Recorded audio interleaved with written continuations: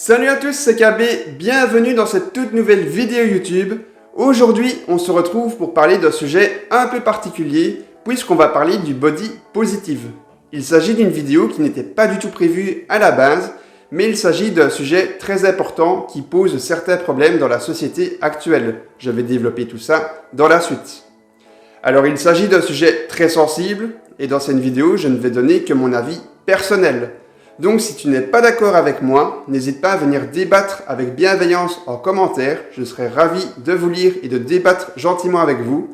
Et pour ceux et celles qui seront d'accord avec moi dans la suite de cette vidéo, n'hésite pas à mettre un like au passage, t'abonner si ce n'est pas encore fait et à activer la cloche pour ne rater aucune future vidéo. Alors pourquoi cette vidéo n'était pas prévue à la base ? Parce que c'est un sujet qui est très sensible. C'est un terrain très glissant sur lequel on peut très rapidement se faire incendier lorsqu'un groupe de personnes n'est pas d'accord avec les propos que l'on tient. Mais alors, pourquoi j'en parle ? Tout simplement parce que récemment, je me suis baladé sur l'application TikTok et j'ai vu des vidéos qui parlaient du body positive, mais pas de la manière dont je l'espérais. Alors, en l'occurrence, ici, j'ai vu les vidéos sur TikTok, mais on peut très bien retrouver ce genre de contenu sur Facebook ou Instagram. Mais ici, en l'occurrence, c'était sur TikTok. Je ne montrerai pas les vidéos que j'ai vues sur TikTok. Cette vidéo n'a pas pour but de mettre en avant ce genre de contenu que je n'apprécie pas. Mais tout ce que je peux vous dire, c'est que ces vidéos provenaient à la fois des États-Unis et à la fois de la France. Donc il y avait plusieurs zones géographiques différentes. Avant de commencer à entrer dans le vif du sujet, il est important d'expliquer ce qu'est le body positive. Il s'agit d'un mouvement qui permet de s'accepter tel que l'on est, quel que soit le corps que l'on a, quel que soit le physique que l'on a.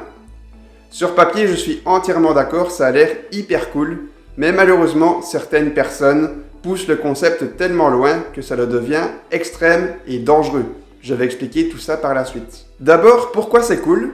Parce que s'accepter tel que l'on est, c'est cool. Ça permet d'avoir une meilleure confiance en soi. On est dans une société où l'on est critiqué très rapidement, que ce soit dans les réseaux sociaux ou dans la vie de tous les jours. Donc s'accepter tel que l'on est, accepter le corps que l'on a, quel qu'il soit, est ultra positif. Ça permet de gagner de la confiance en soi. Donc pour ça, le body positive est hyper cool. La question qu'il faut maintenant se poser, c'est jusqu'où le body positif est-il bénéfique pour les gens ? Dans les vidéos TikTok que j'ai vues, les personnes qui parlent du body positif poussent le concept à l'extrême et ça peut se révéler très dangereux. Donc oui, le body positive, si c'est pour accepter un léger surpoids, un manque d'abdos apparent, une particularité physique, je suis d'accord, c'est très bien. Je suis pour le body positif dans ce sens-là. En revanche, prenons le cas d'une personne en situation d'obésité. Les vidéos TikTok que j'ai vues disent à ces personnes qu'il faut accepter leur obésité et qu'il ne faut pas essayer de changer, qu'il faut accepter son corps tel qu'il est. Et à ça, je n'ai qu'une seule chose à répondre, c'est que l'obésité est une maladie qui apporte d'autres maladies, qui apporte des problèmes cardiovasculaires, des problèmes respiratoires, de l'hypertension, du diabète sur le long terme. Donc l'obésité, non, ce n'est pas du tout cool. Il faut essayer de changer il faut essayer de changer ça. Donc dire à une personne en situation d'obésité, vis ta vie, n'essaye pas de changer, accepte ton corps en situation d'obésité, c'est hyper dangereux. Et c'est inacceptable de dire ça sur TikTok. Bien sûr, il ne faut pas non plus tomber dans le comportement inverse. Il ne faut pas venir dénigrer une personne en situation d'obésité. Il faut l'accompagner, l'aider, lui expliquer pourquoi ce serait bien de changer, lui expliquer les maladies que je vous ai expliquées précédemment, cardiovasculaires, respiratoires, diabète, etc. Et lui dire qu'en changeant, en perdant du poids, en revenant en prenant soin de son physique, on peut éviter tous ces problèmes. Personne n'a envie d'avoir de l'hypertension, des problèmes cardiovasculaires, respiratoires à cause de l'obésité. Et l'obésité apporte ces problèmes.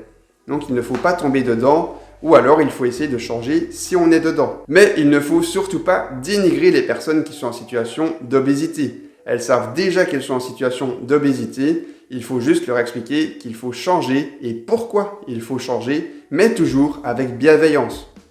Et malheureusement, dans la société actuelle, il y a encore pire que ça. Lorsqu'une personne décide de perdre du poids, elle peut se faire accuser maintenant d'être anti-body positif. par certains groupes de personnes. Certaines personnes accusent même les sportifs, qu'ils soient coachs ou non, d'être grossophobes, sous prétexte que ces personnes essayent d'aider d'autres personnes à perdre du poids et à prendre soin de leur santé via une activité physique et une alimentation saine. Et donc ces gens-là accusent les sportifs qui font ça d'être grossophobes, qu'ils n'acceptent pas les gens qui sont en surpoids ou en situation d'obésité. Le monde devient fou, je vous le dis. Quand j'ai entendu ça pour la première fois sur TikTok, je me serais bien mis en PLS pour essayer d'oublier. J'en pouvais plus, je suis littéralement tombé de ma chaise. Donc vous faites ce que vous voulez avec cette conclusion, mais d'après les vidéos TikTok que j'ai vues, un coach sportif est grossophobe parce qu'il essaye d'aider les gens à être en meilleure santé en perdant du poids. Je vous laisse avec cette conclusion, vous en faites ce que vous voulez. Et le meilleur exemple que je puisse vous donner pour illustrer mes propos sans montrer les vidéos TikTok que j'ai vues, je n'ai pas envie de les mettre en avant, ça c'est clair, c'est le cas de la chanteuse Adele. Donc la chanteuse Adele, j'imagine que tout le monde connaît. Il y a un moment, je ne sais plus quand c'était, elle a voulu perdre du poids et elle a perdu du poids, ça s'était bien passé de ce que je sais. Et elle s'est fait littéralement incendier sur les réseaux sociaux car les gens considéraient qu'elle n'acceptait pas son poids, qu'elle n'acceptait pas son corps, donc qu'elle était anti-body positive du coup, et que c'était une trahison envers toutes les personnes, tous les fans qui étaient en surpoids et qui se représentaient en elle. Mais concrètement, le cas de la chanteuse Adele, ça veut dire quoi? Que maintenant, à l'heure actuelle, dans la société dans laquelle on vit, perdre du poids, lorsque l'on veut perdre du poids et que l'on perd du poids, on peut se faire incendier sur les réseaux sociaux sous prétexte d'être anti-body positif. Et ça, je trouve ça assez dingue et assez absurde, on va pas se mentir. Parce que petit rappel sur la perte de poids, prendre soin de son corps, c'est prendre soin de sa santé.